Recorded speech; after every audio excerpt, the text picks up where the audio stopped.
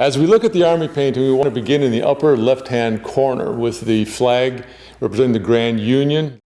That was the last time that flag was used. We go back to 1775 with two different main events. April, we had the Battle of Lexington, the shot heard around the world. And then we have the actual beginning of the Continental Army with the birthday of June 15th. In this particular venue, we see a cannon team.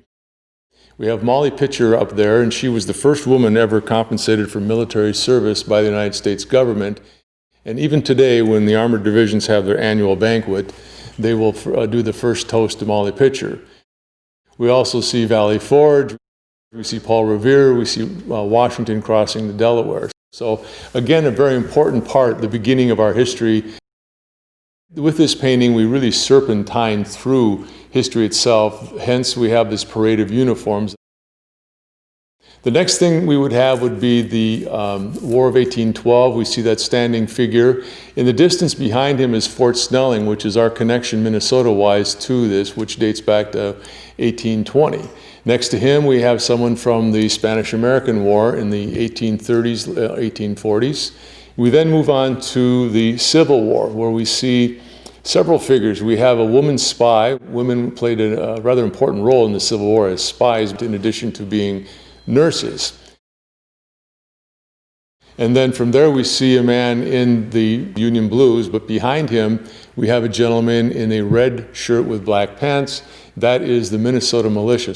So when the Minnesota militia first went down to participate in the Civil War, the non-commissioned officers all were wearing those type of uniforms.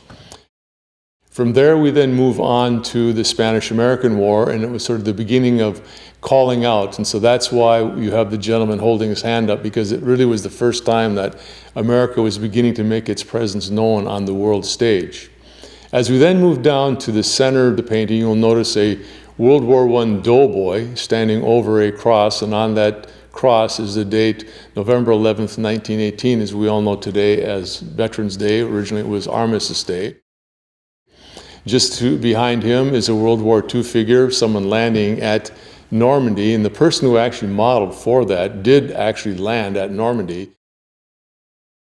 Just to his left, you will notice a skull and two boots. That commemorates the Death March at Bataan. To the lower right, you'll notice a small patch with a shield and a star and a sword. That was the Persian Gulf Command. You'll also notice the soldier standing on the Italian boot, and we have the Red Bull Brigade, the 34th Infantry Division. Sort of move over to a gentleman with a fur collar that takes us to the Korean War.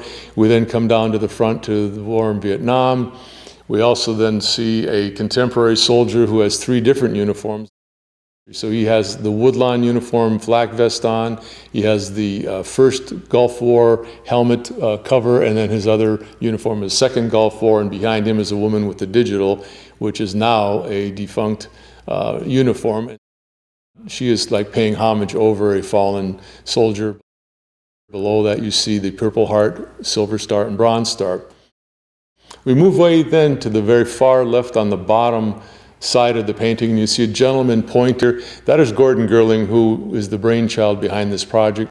The other person is Thomas Paine, and his essay on common sense was like the most published and read article in the 1776 next to the Bible, believe it or not. Then we have a homeless veteran sitting on a gutter.